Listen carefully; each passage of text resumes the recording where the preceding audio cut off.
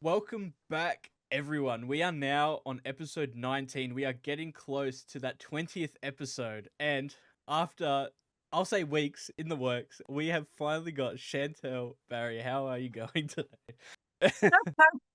It's really good to see you after talking about doing this interview for Yeah, weeks. weeks. Yep. We're finally doing it. It's way better than months. I Yeah, mean, months. Yeah, imagine waiting months that'd to be do an that'd be interview. horrible. That would be horrible. I think No, it's good to be here. Thanks for having me on. It's really nice to finally meet you. I'm glad that you are taking the time to do this. You are the third Aussie on the show, I think, so far. Wow. Out of 20 episodes, yeah, the third Aussie. Well, three's my lucky number. I'll take it. Now, speaking of obviously you being Aussie, something I'd love to know. Obviously, you grew up in Western Australia, and Yep. I'd love to know because obviously, when you were studying at the time, it has changed so much since back when you were studying. And I'd Oh, love to thank know, God. I'd love to know what your thoughts are on all the changes that has happened since, especially with the new movie lot that is being built there currently. Yes. Okay, that's really exciting because when I was growing up, back when I was a kid, when I was growing up, I was desperate to be on any kind of TV show and exercise my acting chops and be picked. And there was just nothing. There was like Ship to Shore and Bay City, I think was another thing, yeah, if I remember the name correctly. But there was nothing going on in Perth. So I only recently heard about this, and yeah, that's great. Finally. I would like to know how education has changed and just the school system in general. But Well, I know there's a lot. A lot has been going on. Like, I feel like everything's going on in every state but Sydney now, which is kind of good for everyone else when it yeah, comes to the arts, especially with that movie lot. You know, right, right, imagine if right. that was there when you were studying. Oh, that would have been great. Or it would have been horrible because I still wouldn't have been picked, and then I would have had an even worse Oh complex. no! Knows? Who knows? Oh, No, I went to high school at John Curtin Senior High School at the time, and so we had scholarship. I had a scholarship for theatre and dance for 5 years, and there was the arts department, which was excellent. And then there was also, which is really strange, there was also a soccer department. So we okay. had the theatre geeks and the soccer boys, and it was never really, it's not what I'd call coexisting. It was there were tumultuous times during high school. But soon after I left, the school became John Curtin College of the Arts, which is now all just arts and creative arts, which is so great. So that is a really positive change. Moving on from the arts as well, obviously you're known for music, and I'd love to Right. know, like, when did you know in your life that you wanted to pursue music? Like, when did you know that's something that you wanted to do for your future? So early on, the number four comes to mind. I think I was four when I received this little pink, like, over the shoulder cassette player with a microphone attached, so it had an amplification built in. I got it for Christmas, and I think my parents really regretted getting that for me because they wouldn't shut up. But right around then, I started writing songs. My mum took me to singing and dancing school. I jumped in as soon as I possibly could. It was always something that was of interest to me. And acting also around the same time. I just never had a name for it. I thought, I'm just a performer. I'll be either a pop star or a musical theatre star, someone like Judy Garland, because who doesn't want to be Judy Garland when you watch The Wizard of Oz? And and the acting kind of just, I was like, oh, of course I want to be an actor. So yeah. Kind of like you bought a bunch of creative hats and you just put them all on at the same time. A bit of Yeah. everything. Yeah, bit of this, bit of that. Yeah, my parents were so supportive. My dad was a musician as well. So I think it felt like the right thing. Like, well, of course we're going to be musicians. So my sisters and I'm in the middle, older sister, younger sister. We all sang together in a group, the Barry sisters. Very original. And it was just like, this is just what we do. And I started being paid to sing at a very young age. So making money as a musician was like second nature. It was like, yeah, okay, this makes sense. With all the hats that you have worn, right? Because obviously you've done music, acting, voice acting, directing. You've done a lot of hats. Besides the music side, because we know you do love the music side, are there any other hats that you really do like? if you had to pick a side, either from like the acting or maybe the voice acting, like is there a hat that you Yeah. prefer? It's a great question and a really, really tough one. Firstly, the way I see acting, and I used to when I first started voice acting, I definitely separated it. It was like, no, that's voiceover, and this is on camera, and yeah, they live in different areas sometimes, but for me now, it's all acting. If I'm like getting to say somebody else's lines or embody another character, whether I'm on camera or not, it's all acting. So I grouped that into one. But I started writing screenplays at the end of 2020 when we all had a lot of time on our hands Yeah. suddenly. Yep. Little thing called the pandemic happened, yeah. And I didn't realize how much I would love it. And so I've written three feature films now. But through that process, I decided to create a short film, which I filmed at the beginning of this year with a friend of mine. I collaborated with, a director, writer friend. And I ended up being a director on that. And it surprised me so much. I jumped into a class right after a course with this guy, a director named Rob Spera, who's a fantastic director and directing coach. And it just like, it opened my eyes to this world of, oh, I've always wanted to direct, I guess. I've always had a very specific vision. Even when I write songs, like I know how I want it to be. I know how I want certain things to sound and look. And that's what directing is. And so I'd say, I'm very inexperienced. I'm a novice, but I love directing. And I think that's something I would love to pursue moving forward. Do you think with your experience in obviously music, do you think it helps you kind of give you an edge when you got into voice acting, especially, being comfortable in a booth and just giving you like all that edge up against a lot of other people who are getting into it? Yeah, I do actually. The comfort zone for sure. Being behind a microphone is like, that's second nature.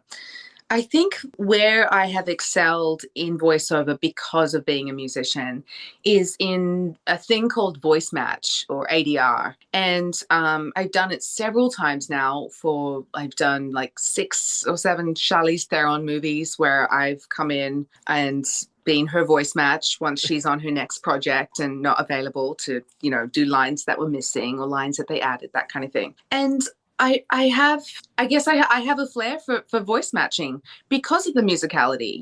I can hear something and I'm not just hearing it as these are words being spoken, but I hear it as a melody and it's pitched here and that tonality is there. Like I can use those musical skills when I'm doing that. And it's worked really well to my favor because I love doing stuff like that, working on movies and being Charlize Theron. Yeah. Another thing I'd love to know, it's kind of like a more of a random question, but obviously with you being in music, if you could go and collaborate with any artist right now, who would you pick and why? I feel like this would put you on the spot a little bit. Oh, so on the spot. But I'm going to say Jacob Collier. Is there a reason behind this pick? Yeah, he's just freaking brilliant. And I only just discovered him recently. A friend of mine was like, have you heard this podcast? It's Jacob Collier. I'm like, I have no idea who that is. And then I know. I live under a rock. But I discovered him and his music, and his last album is incredible. All of the collaborations he's done with the artists he picked. It's mind-blowingly beautiful. I'm just fascinated. I'm fascinated by him and how his mind works and how he creates. Like, that man must have so much soul because you can just feel it. I can feel it when I listen to his music. Is this where we just like manifest it right now into the universe? So like Someone will see it and be like, oh, okay, here's an email. Have fun. Yes, yes, please. Put it in. That's how I hear manifestation works. So yeah, it works. Trust me. Something I would like to know, a show that I watched recently and actually just got some Funkos, is Arcane.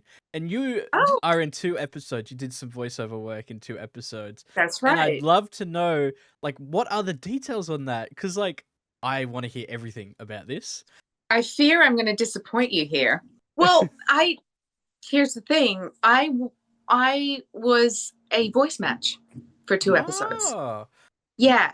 So that's the thing. So I think maybe I'm credited. I know when it went on IMDb, I was like, oh, why'd you guys credit me? Because now people will be like, you were in Arcane. It's an amazing show. Just put it in the bio anyways, Yeah. I know, and thank you. And it's an incredible show. Actually, one of my dear friends directs it, Amanda Wyatt. She's a phenomenal director, and yeah, it's a wonderful show. But I was the voice match for, and I don't know how to say her last name, so I'm just going to say first name Tox. She, I swear it rings a bell. yeah. I'll text you after once I look it all up and I get everything. I'm the worst, but yeah. Again, and one of those things. I was just called in to be a voice match. I matched tonal. You've got this. You know what I'm trying to say, like that thing. Yep. But yeah, so I didn't actually work with any of the other cast or anything like that. But it was a great session. Hey, you've got the credit. It's in the bio. You live in life. Yep. There you go. Yep. And something also kind of in that same realm. I know you can do quite a bit of accents. I know you can do quite a few accents, which is pretty cool. And I'd love to know, is there some that you can do easier than others? And do you ever tend to slip into them for fun when you're not working? That's a fun question. Yes, the answer is yes, absolutely. I think as an Australian, I feel like our default, go-to accent would be anything English. Mm-hmm. I'm going to say over here they call English British, which is, I think, a blanket term, because we all know that Britain is England, Ireland, Scotland, Wales. But here it's like, yeah, can you do a British accent? They're wanting you to do an RP accent or a Cockney accent or something like that. But I think that's the easiest. It was maybe the first accent I learned when I was in Oliver Twist at John Curtin. We had to speak like that. Yeah, whatever. I can't even think of any words right now. But it was always that, like, Cockney, go and say to yourself. Like, I even learned to sing in that accent. Wow. So that's the easiest kind of accent to go to, or a more posh, received pronunciation English accent. And often at home, because my husband is a voice actor as well, and on-camera actor, but Scott. Scott, yeah. So often we'll kind of just slip into these silly English characters where, like, I don't even know how it happens. I feel like there's a lot of fun to be had when you're both voice actors. Now that you're saying this. Totally. It's a lot of silliness at any given time for no reason at all. So I could be cooking and he'll be like, hey, can you pass me the thing? And I'm like, yep, I'm on it. And he'll be like, yep, I'm on it. And then, like, suddenly we're like, all right, love, yeah, all right, get that, all right, got the plates, yeah, love. And it's so like, again, for no reason and very silly, but yeah, that's the thing we do. How many do you think you could do on the spot if we were to test your accent? Oh no, don't do it. No. Now I want to aim for really low because I'm a perfectionist and I don't want to, With the accents, like, once you learn how to do it, do you kind of retain that, or does it go away if you don't do it for a while? It's a bit of both. Like, I think if I'm not doing it often enough, it will tend to go away. But a refresher is all I'll need, that'll likely get me back into, like, oh yeah, that's right. Oh, I need to narrow that vowel a little more. Like, it's that kind of thing. But often I'll even learn them. Like, it's so easy to be super confident behind a microphone when there's no camera on me. It's a little more liberating than on camera, I gotta say, doing voiceover. So often I'll see, I'll get an audition and it's like they want a broad Southeast Asian accent. I'm like, well, I am Southeast Asian. Do I have? No, I don't speak that way. Do I remember? Can I do my dad's accent? Maybe. So I'll, like, do something that I think feels right. If I try and hear his voice in my head, and I'll book it. I'll book the job. I'm like, go figure. And so I did a cool spot for a Bali resort last year, and that was cool. And I could probably do that. I've done Indian accents many times, and then different English accents. I'm really, really bad at Scottish and Irish accents. That just seems so difficult to me. It'd be funny, I was just laughing at it. It'd be funny if you were just explaining all this and going out of different accents as you're explaining all this. as you're explaining, like, oh yeah, I can do this and this, and you're just going in and out of different Oh my, accents. that'd be such a skill. I feel like that. I know people who can do that too. Actually, Scott's probably one of them. Damn. Yeah. Yeah. I do a standard Northern American accent a lot. Oh yeah. Yeah, I had to learn that one early on for on camera when they were like, you're not Australian. What? And I get asked to do a New Zealand accent a bunch. Can you do a New Zealand accent though? That's maybe if you asked a Kiwi, they would say no. If you ask an American, I think they'd be like, that's right. I had a couple of Kiwi friends growing up, and then I dated a Kiwi guy here when I first moved here. That's neither here nor there, but. I remember. It's. I'm just going to say something. What should I say? I'll try and speak the next line in Kiwi accent. I'm just waiting for this random accent change to happen during this conversation. It's going to happen randomly, and I won't even realize. That's not going to happen. That's not going to happen. It's something like that. See, now I just want to go learn an accent. I just want to go and practice. I know. You've given me inspiration to go learn an accent. Oh, good. Good. Then my job's done. Yeah, you've done. Yep, done. Yep, adios. Amazing. Now, kind of going back to some of the stuff you've worked on. Obviously, you've been in quite a bit. I actually was watching some of it just before you jumped in. Like, scene in NCIS, and you also were in Love, Death, and Robots. I think that's what it's called. Yeah. You're in some of that, and I'd love to know, like, what was it like working on those projects? Because obviously you were there, you popped in, popped out. Love to know what it was like working, especially NCIS. NCIS it's a really great show. It was so fun. I think what made it even more fun for me is that when I booked it, my mum was over, and I knew that I just got the shooting dates and she was still going to be here. And so I was like, oh my God, please, like, can we find a way? Can we get a pass for my mum to come on set? Like, that would be amazing. And she was invited. So that's so cool to hear. It was so cool. It was so cool. Not only did they invite her and give her a guest pass on, but they treated her like she was a star. Like, they sat her in the director's chair. They picked her up, Transpo picked her up in the little golf cart and drove her to set. I mean, just all the things that, that's exactly how I want anyone I love, especially my mum, to be treated on a set that I'm on. So it was really special. She got to meet, I'm blanking on names right now because I'm being a dick, but Mark, yeah, I'll come back to it. But yeah, it's just gonna.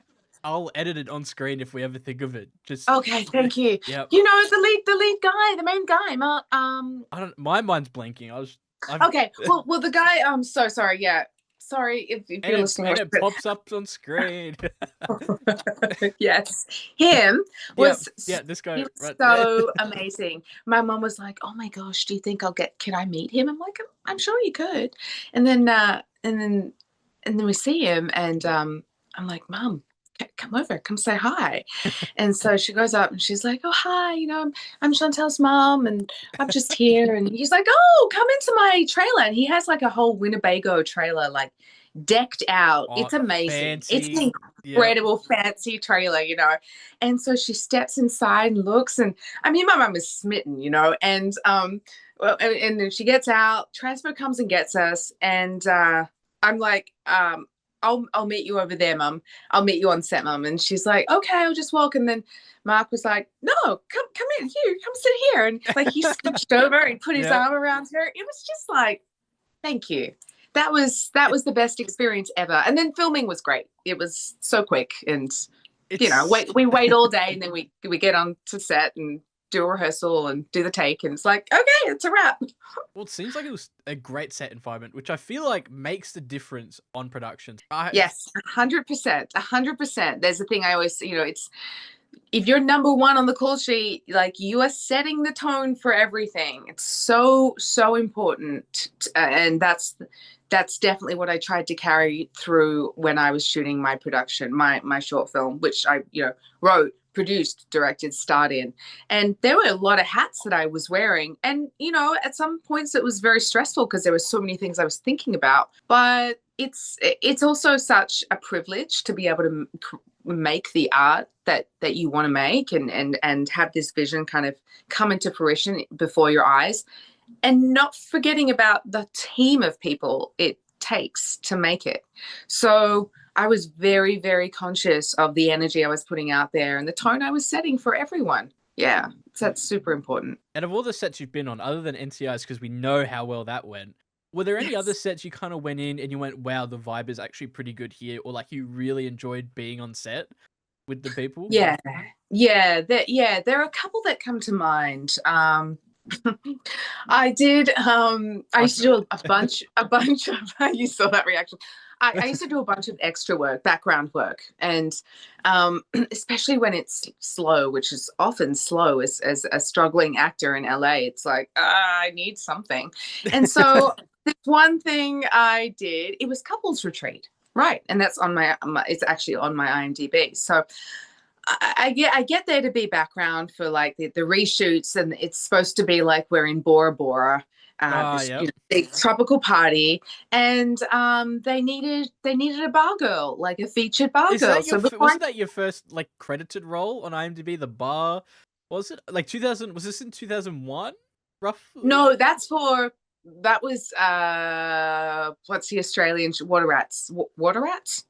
I think so. My mind's blanking when I was saying that. No, so there's an Aussie show. There was back then. That was continue with your story as well. Yeah, it's okay. No worries. Anyway, okay, so I'm on set, and they're like, "Oh, we need someone like, okay, you're all gonna just stand in front of the director, and he's gonna pick someone." And so we did that. Stood in a line. That's literally how it happens. You stand there, and some guy goes, "Yep." You. And I got picked, and I was like, okay, great. So in getting picked, I got upgraded. I got a contract. I got a trailer. Like it was a full contract and a credit and everything. I was East Eden shot girl, and I was like, amazing. So I come out of hair and makeup, and the hair and makeup guy, Maynard, I'd worked with him on 90210. So I was like, oh, this is amazing. Like it already feels great. And I come out and I'm feeling like all like glamorous and stuff. And I'm walking, and as I look up, Vince Vaughn is coming like towards me. Right. And I'm like, holy shit, that's Vince Vaughn. Like, be cool, be super cool. And just as I walk by him, I tripped over. It was so embarrassing. And he's like, oh, you okay? And I was like, yeah, want to race? And I just kept walking, and I was like, oh, that's awkward. But despite that, the entire, like the on-set vibe was so cool, because it's all of those amazingly funny people, Jon Favreau and Vince Vaughn, and Peter Billingsley directed and wrote it, I think. And yeah, he wrote it. It was just like a great, when you're working with pros like that and they're funny, it's like, you can't go wrong. And then my other story is I did Love, Death and Robots, and you mentioned that. And that episode was directed by David Fincher. And so I was kind of terrified, like going into it, because I was like, it's David Fincher. Like, he's not only a legend, but he does like 100,000 takes before he gets, before you get it right. And like, I had all these stories in my head, and then we get on set, and the entire cast is awesome. And David Fincher's awesome and very, very collaborative and down to earth and, paternal and all of the things you hope someone would be. And it was great. It was a really, really fun 2 weeks.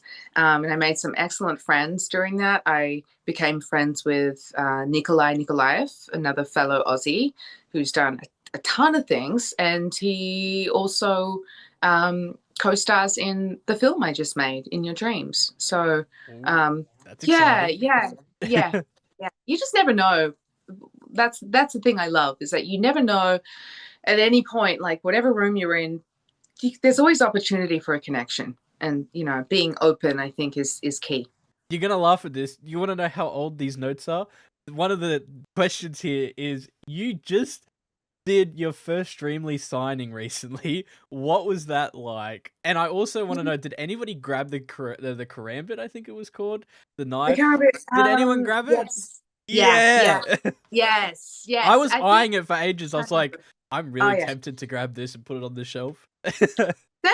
I will send you one. I will. Are you a Call of Duty fan? We haven't even spoken I'm about games. Like, that are we're you a gamer? getting there. We're getting there. We've Okay, got okay. that. Then We've we'll got that circle back. thing. We'll We'll circle circle back. back. But yeah, how was it? How was your first Streamly signing? Did you get any cool requests? Any stories? Like, It was brief because just not like a whole lot of people. Like, I didn't have an expectation. I think I ended up having 14 people that I signed for, which is really awesome. It's 14 people, and I think the funnest thing about it was kind of having the requests. Like, people would ask me to write one of my favorite quotes as Maya, and she says so many awesome and horrible things. 28 minutes of dialogue to be exact for her extra lines. Fun Is that fact. right? Yeah. Wow. Yeah. Wow. Yeah, keep going. I Sorry. No, Fun no, fact no. interrupted. That no, not at all. That was kind of it. Like, it was a fun thing to just be I'm there and glad somebody got the karambit. yeah, That was the yeah, coolest for one. sure. Yeah, that was cool. And also here I have these pictures because I just did a convention Oh yeah, that over was the the next. weekend. Funny enough, Yeah. that was the next question as well. Oh, is it? Okay. About your expo. This photo. Yeah, This yeah. one is so popular. This skin with the blue hair and the zombie hanging Because off you her get and it stuff. for completing the Easter egg, and it's. Right. I remember. Fun fact. I don't know if you played Call of Duty on launch, but it was so. I was in the zombies in campaign. That's like what I usually do in Call of Duty, and I remember I was playing zombies. It's really bad to admit this. I think at least once a day when it came out, and I remember there was a time where you could not see any other skins but yours. Like, your skin was the most popular in every Wow. lobby that I went in. That's amazing. Right, funny. I mean, to be fair, it was mostly Aussie lobbies, so I'm noticing a theme here. But Sure. yeah, no bias at all from any of these No. people. Nope. Yeah, that makes sense. Wow. I feel bad every time someone asks me, because it's a legit question, like, do you love playing your character? I'm like, I don't play. I'm just so it's two things.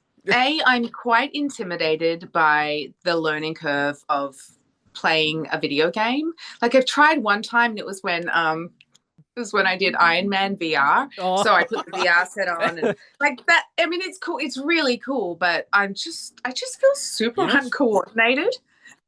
Obviously, you've done a lot of credits.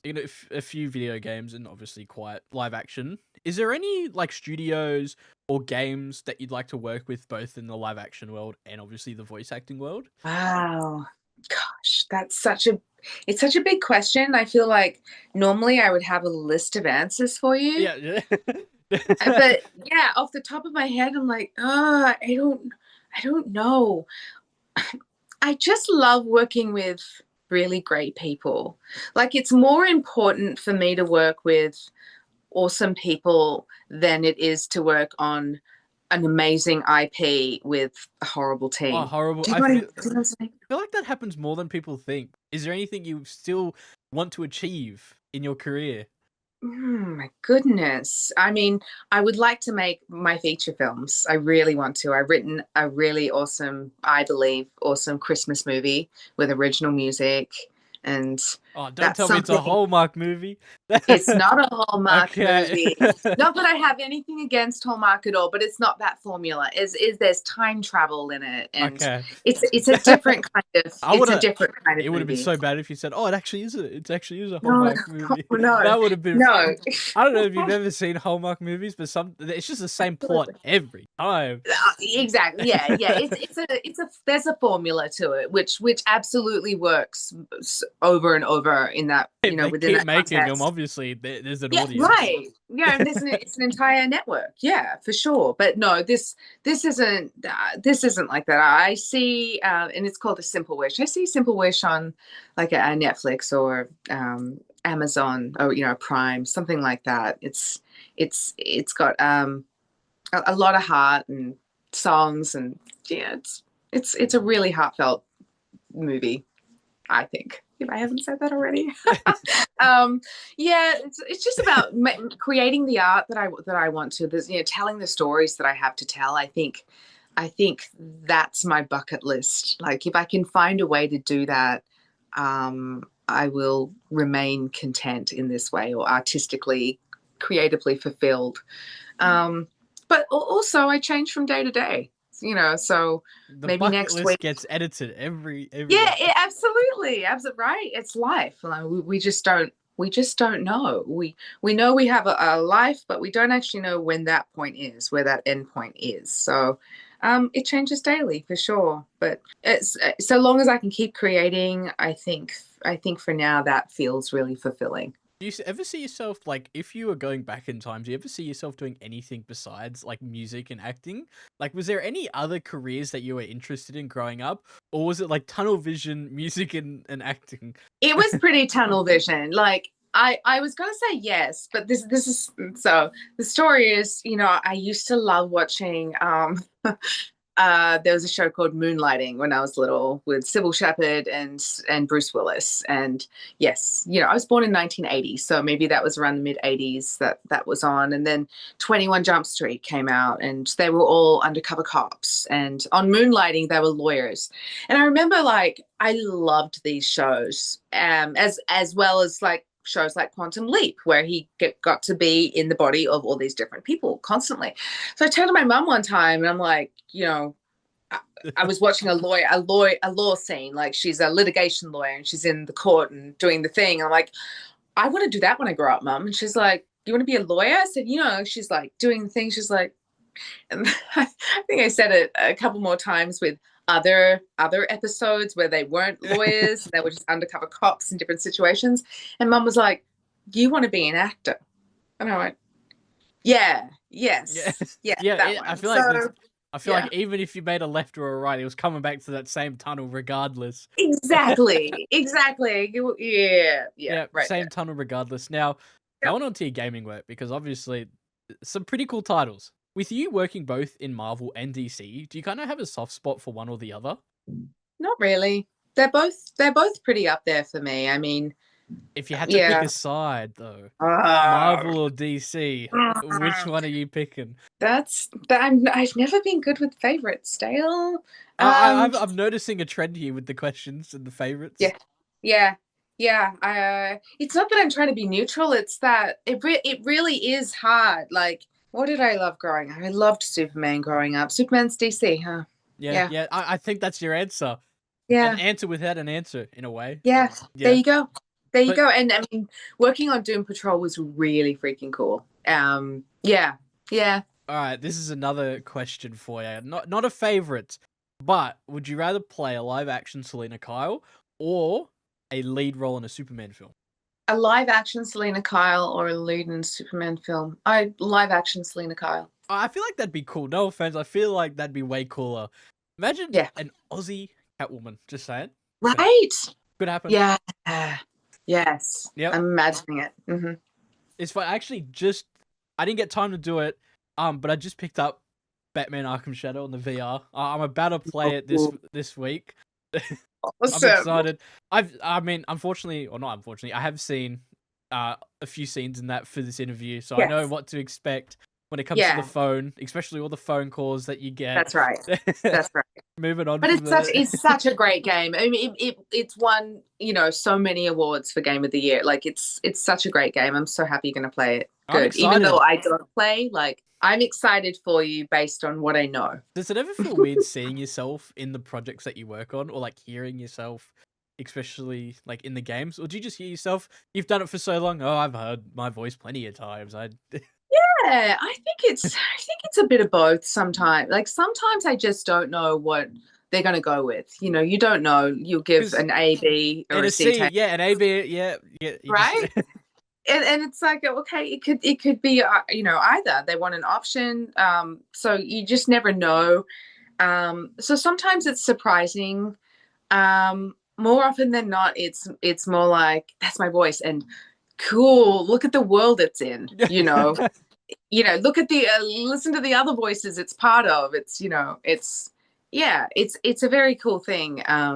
Yeah. I'm very grateful. I'm very grateful for the good fortune I've had in my career, both on and off camera. Yeah. I'm hoping eventually, like once I edit enough interviews, because every time I edit, I sit there listening to my own voice, looking at myself, and it's like I swear every episode it gets worse. It just gets worse. No, you have a great voice. I no, don't edit yours. No, You no. say that until you're sitting there for 2 hours doing tiny cuts and yeah. I understand. I get that process. We were just in, I sat in there with the editors doing this film, and it's just a 14-minute film. And it was tedious just going over like frame by frame, like hearing me say the same thing over and over. After a while, you just like, that's not even a word. That doesn't sound like anything anymore. Right. There's so much that goes on that we just don't know about, especially as a viewer. I sit there and I binge TV shows, and that's kind of all I'm seeing. But like, if I think about it, that one scene in that 45-minute show took a day, a half a day to shoot over and over with a million people doing different jobs, all to make that one thing happen. It's intense, and it's amazing. 4 months of filming for 6 episodes. I don't even know how they get what they choose to pick and like how they squish it into 40-minute episodes. Like, yeah, how do they do that? That's so talented people. Wow, I couldn't do that. Having too many choices. Okay. Now, moving on to one of my favorite titles in the Call of Duty franchise, Black Ops 6. Obviously, you were a character in that, Maya and Zombies. Yep. When did you first get introduced to that world? Was it the audition process? Like, did you know that you were applying for Black Ops 6, and what was it like once you got the role? Like, what was that whole process from like start to end?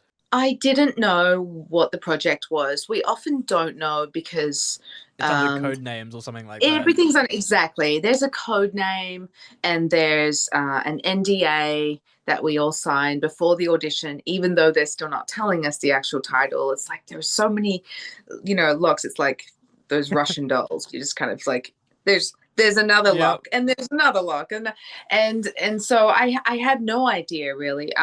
When I got the first audition, I was visiting my younger sister in Bali. I had to audition for it on camera because it was, mocap and facial likeness and all of that. And so I just remember I'm like, okay, I have this long ass monologue I need to learn. And then the next scene, I need to look like I'm like an arms expert. So I remember my sister's boyfriend at the time, he's like, Shani, I've played Zombies, I've played Black Ops before here.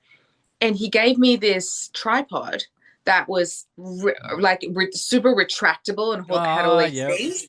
And it was just so awesome. I was like, oh my gosh. And I put it there and like, I did all the sounds and things. I'm like, okay. So I got really into the character, and I was like, I'm in Bali. Like, I have nothing to lose. I'm so happy right now. Like, I don't even need to be working this second. I'm good. So I'll do it for fun. So I learned it and I taped it, and I did a great job. And then when I got back to LA, I was told, they really liked you. They want to bring you in for another audition. So that process just went on for a few times. And that originally was for a different character. So that was for a character in Campaign, played by Karen. Here I go, bad with names. But you only play Zombies, right? Oh, I played the Campaign. I'm just trying to recall. Yeah, the woman, the French. Oh, French yeah. Like the super badass. Yeah, her. And so for one of the auditions, I think the last audition for her, they're like, okay, the team's thinking we want to go French accented with this. Can you do that? And I'm like, oui. And so I went away and like worked really hard on that. I had an adorable friend of mine from Paris in Paris. I'm like texting her. I'm like, Emma, do you think you could say these lines for me? In just say them and tape them. And some people helped me with that, and that was really helpful.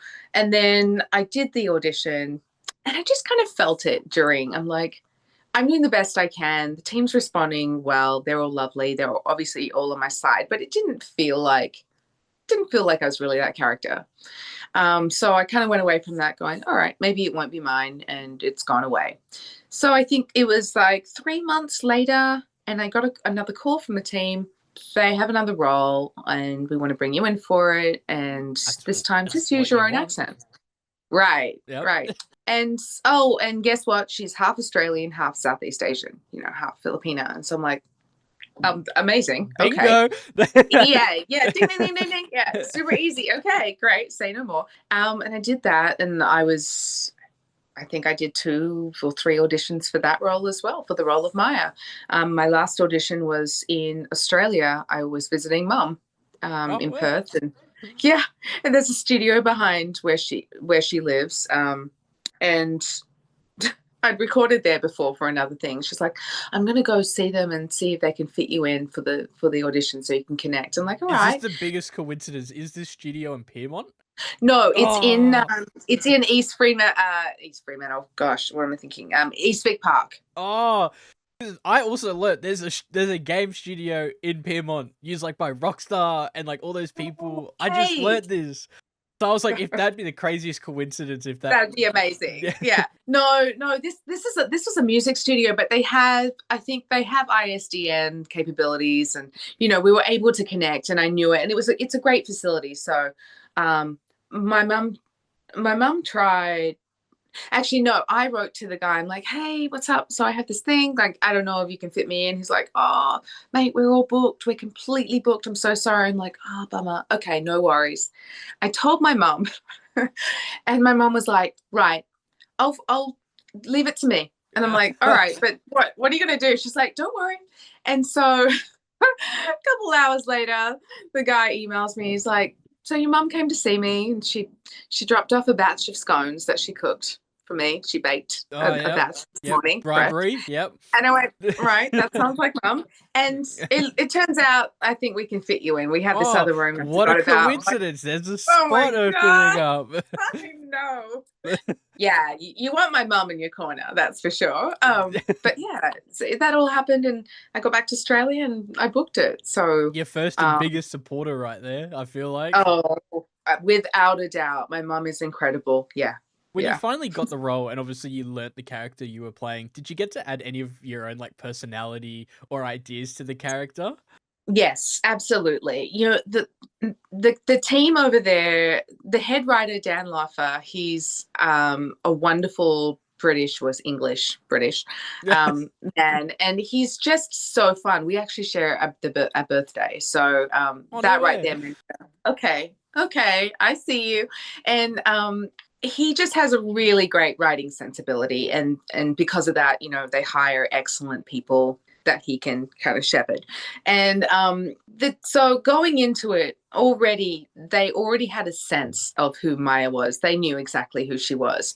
But when I came to it, I was able to bring, for sure, my personality. And there are often times where I'm like, "Oh, this word, can I try? Can I try something?" And I'm like, "Yeah, try it." And I'll try, and they'll be like, "Yeah, that one. That We'll take works, this yep. detail." Yeah, yeah. So it's over time, it's definitely become influenced by me, but I can't take the credit for the writing or anything. That team is just incredible. Don't you have the blue wig that she wears like in the game, I think from memory? The, I might have a few wigs here. yeah, a Yeah. blue one, yeah. Yeah, a blue one and a Yeah. blonde, and yeah, maybe I have. Oh, I'll show you this. Wait, oh, this is really cool. My husband got me this. Oh, look. Oh, no way. Yes. That's Isn't so it cool. cool? And I'm just like, that's so cool. It's rad. I know. But Maya, the thing is, she's colorblind. That's the joke. So, or maybe you didn't know. Like, not everyone does. But so I'd be calling this red gun a green gun, just like the lucky green vest she I wears. must have missed it because I didn't know that. That's cool to know. Yeah, it's so funny. They'll have me do lines every now and then that plays into it, and it's always funny. Some people, the odd person here or there, will write on Instagram being like, "Maya's colorblind." I'm like, yeah. You should get a Yeah. little like display plate that just says the green gun as like a little joke and just put it Oh, that's great. at like The green gun. Yep. Pick the green gun. Pick the Yeah. green. One of the scenes in Zombies obviously is a cinematic where you're forced to kill your mutated brother. And I'd love to know, yeah, it's a lot of people do consider that scene to be kind of gut wrenching, especially when you follow along the storyline. What was your approach to filming that, and what was like that whole process like? As an actor, I try to when I'm looking at a scene, I try to like come at it from a really open point of view. Like I recognize that there are things I might not have gone through in my own human experience that I might have to embody and act one day. For this scene, and yeah, no, neither of my sisters have become mutated, 3-headed monsters. Yeah, I don't have that experience to live through. Yeah, I didn't have that experience to draw on, but I'm so close with both my sisters, and I love them so much, and I would do anything for them. And that part I really could relate to. Maya threw herself into a dire straits situation for her brother, for love, for family duty. And so I didn't prepare anything emotionally. I just knew my lines, and I trusted that Mikal Vega, our cinematics director, would help get me there and direct me through blocking. And he did. He was very specific about where he saw Maya within the scene. And so long as I was able to hit those marks, everything else kind of came really naturally. He had one specific note, and it was after she gets, after she kills Nathan, after she shoots him, there's that moment of like, oh, it's what have I just done, and then Peck talks over the comms and says sorry, and it immediately sobers her up, and that's what Mikal wanted. He's like, she doesn't have time for that pity. That's not who she is. That's not where she comes from. She needs to go from like despair and gut wrenching, like devastation in a split second to revenge. And so I loved that. That really helped me, because I had no problem getting, to the emotional parts, because yeah, it's her brother, and then bang, and then that happens. And as soon as we got that, I saw in the corner of my, he was like, yeah. And I was like, okay, cool. Yeah, we did it. So it's really a team effort on set. We're constantly relying on everyone, as we've spoken about before, like the crew and everyone doing their technical jobs, and then the creative team like Mikal or Amanda White, who directs all the VO, to really collaborate with the actor and trust that they've chosen the right person for the character, and then the rest kind of just flows. And it's really a give and take. This is going way off topic, but I kind of want to ask it now. And I love hearing stories about this. But how did you meet Scott? Like, what's the story on how you guys met? And I want to know, what was the story on this? And based on that reaction, I feel like it's a good one. Yeah, it's a good story. I think it's a good story.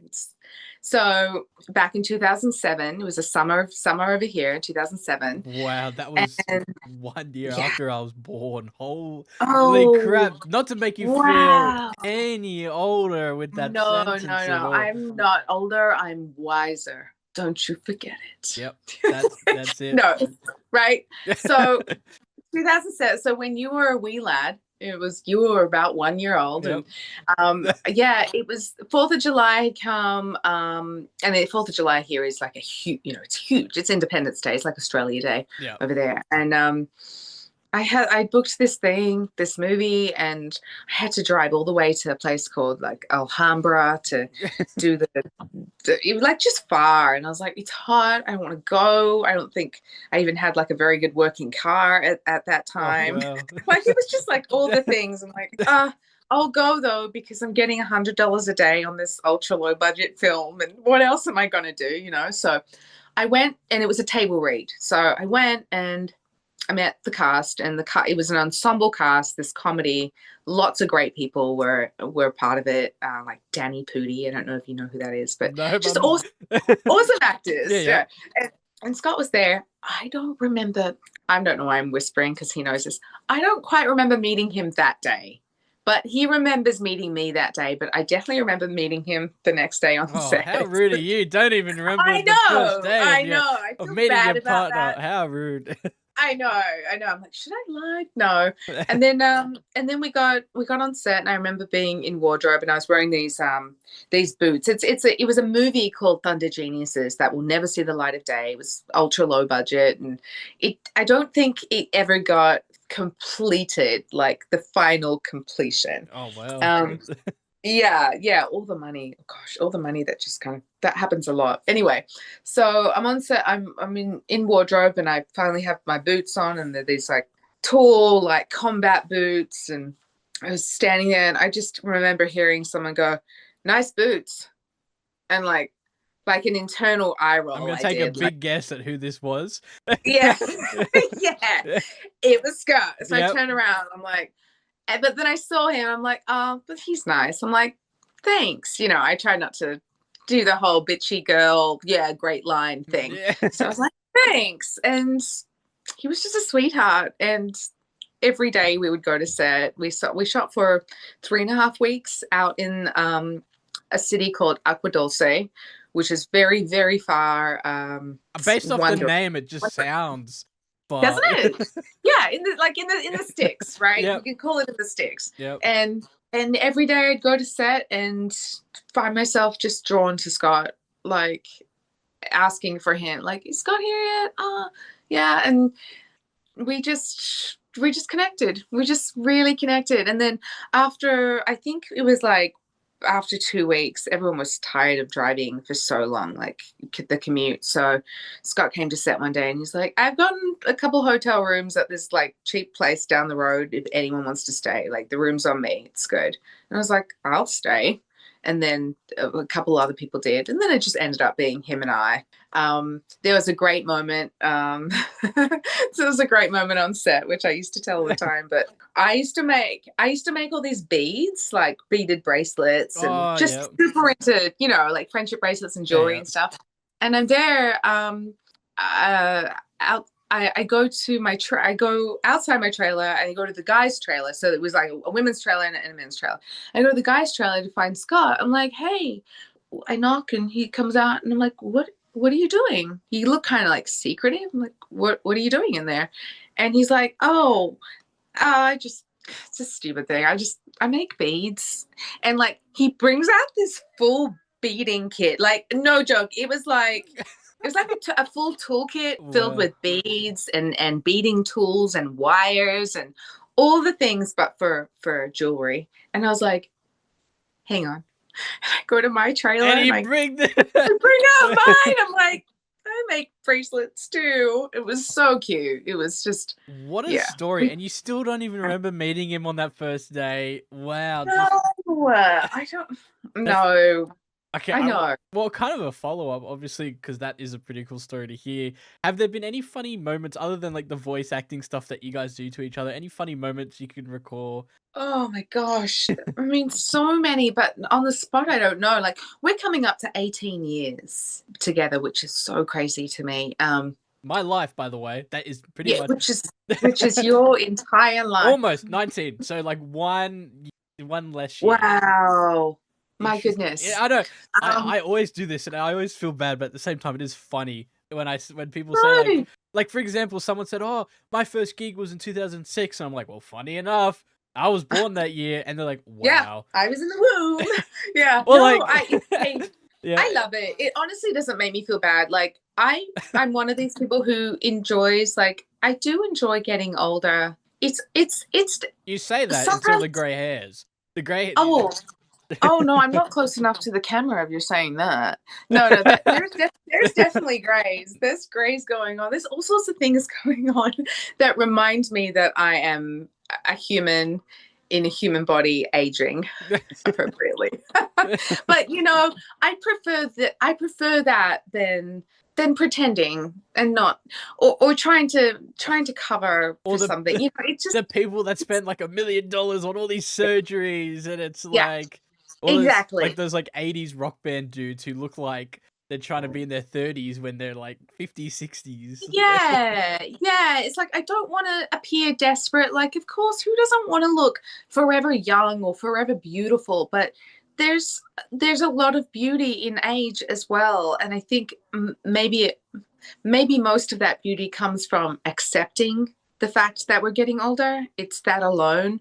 I feel like that's kind of a good point to have, because the industry kind of forces a lot of people to have this look when it comes to what they do, and it forces a lot of people, unfortunately, to do things that may affect them later in life, especially when it comes to surgeries and stuff like that. Yes. Yeah, That's kind of regrettable a things. rare opinion, I feel like, when it comes to the industry with what you've just said. Yeah, yeah. Well, I mean, don't get me wrong. I tried Botox. I did that. And Okay, I take you back know, everything. yeah, take it all back. No, I absolutely tried it. I wanted to feel there was like a certain age, and I'd say it's probably like 10 years ago. Like I wanted to fit in. I've always wanted to fit in my life, and kind of struggled with this idea of like I'm not the same as other people. What do I need to do? And you can't help it. Anywhere you look, you see beautiful people with no wrinkles and no age and all of those things. And sometimes I'm not going to say just within this industry, but maybe just in life, it's easy to kind of go, okay, I'm not completely happy. What's missing? What could I change externally that might give me this internal sense of wholeness? So yeah, I absolutely tried it several times, but I look stupid with it. It looks dumb. I have so much expression when I talk that it's literally my whole face, emoting, except for this bit, which is frozen. And it's so silly. And it's all I can see. And I'm like, no, I'm done with it. If you don't like how big I am when I talk, well, then don't look at me. Now, going back to Black Ops 6, a bit of a sidetrack there. No worries. With you having extra dialogue-wise over 28 minutes of funny little comments that you say, if a zombie walks near you, or I'd love to know, do you have any favorites that kind of pop out from your time in the booth when it comes to those silly one-liners that you do? I do. It's hard for me because I'm still working on the game. She says some amazing things. I've said it before, but she says something like, that's better than a dick. No, that's better. That's crazier than a dick on a donut. Oh yeah, Like, the classics. Classic. Now, obviously, Black Ops and Call of Duty in general is a really big franchise. And I'd love to know, what was that reaction when you did your work, the game came out, and people were starting to pick up that you were playing, obviously, this, Aussie character. Was it kind of, like, the reception, was it good? Was it bad? Like, were people, like, flocking to Instagram when the game came out? Like, what was that reaction once the game launched? Quite honestly, I think I didn't know quite what to expect, just because I've been part of franchises before where there was so much hype, and then the thing came out and like crickets. So I was like, we'll see. We'll see. Yeah, we'll see. Yeah. But then, hearing certain people on YouTube talk about like the speculation, like who is this new character? Who's voicing her? Like that was all exciting. I'm like, oh wow, there's genuine interest. But then when the role came out, I had a sense of how popular she was, because a lot of people wrote me going, oh, I love the Maya skins, blah, blah, blah. But I didn't, and I don't think I still haven't really gotten to a point where I'm like, oh, this is really huge. Like, I understand that I'm part of something huge, but I don't really feel like what I've done is huge, if that makes sense. You're like a main role in Zombies. How can that not feel crazy? That's a good point. And part of me wonders, is it because I'm not part of the gaming community? I really think that's got to have something to do with it.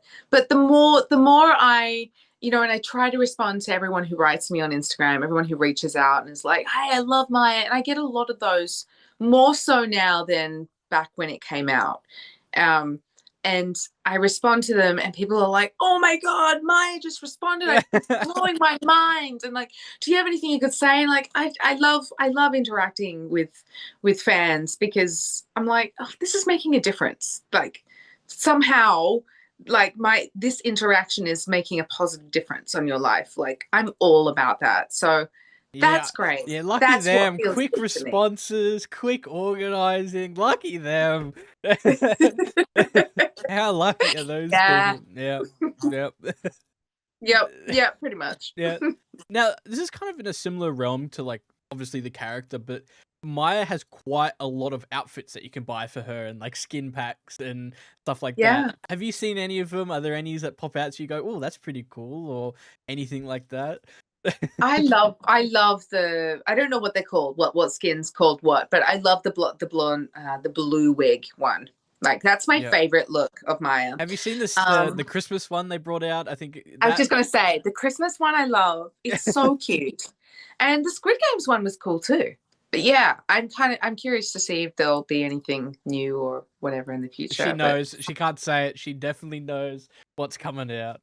She knows the secrets. She's the holder of secrets. Don't know what you're talking about. Yep, that is classic NDA sentences right there. And then this is where she diverts to another question, and then it right. Yeah. Right. Yeah. What's next? Yeah. What's next? Horizon Forbidden West. Yes. Yeah. You worked on that, and I know that you make an appearance in that.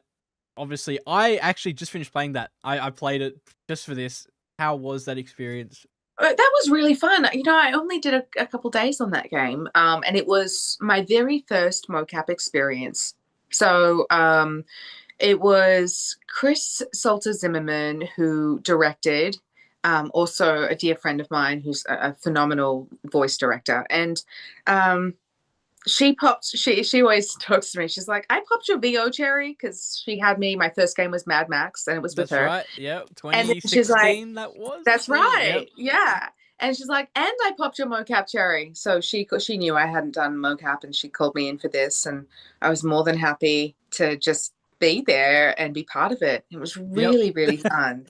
Yeah. And an incredible cast. It was wonderful. I got to meet some great people, and that's the thing about that is the difference that I find between on camera and voiceover acting. Even though I put them in as the same, they're both acting. Being in the voiceover community feels more like a community to me than being on camera ever did. Actually, funny enough, we're actually getting close to the well, that made no sense. Near to the end of the questions for this interview. Yeah, that's it. You've survived. You've made it. But we did it. We did it. I'm proud of us. Well, and so is the universe, and the universe shall reward us. And the 1,800 things we manifested today, one of them will happen. You know it. You know it. Well, thank you for taking the time to come on here and join me on the 19th episode. And congrats on being on the 3rd Aussie to join us. Thank you so much. It's a huge honor. I hope when I come to Sydney next, I'll reach out and maybe we can grab a coffee or a juice or something. Do you visit Australia often? Not often, but I do. Yeah. Awesome. Well, thank you for taking the time to do this. Absolutely. Thanks, Dale.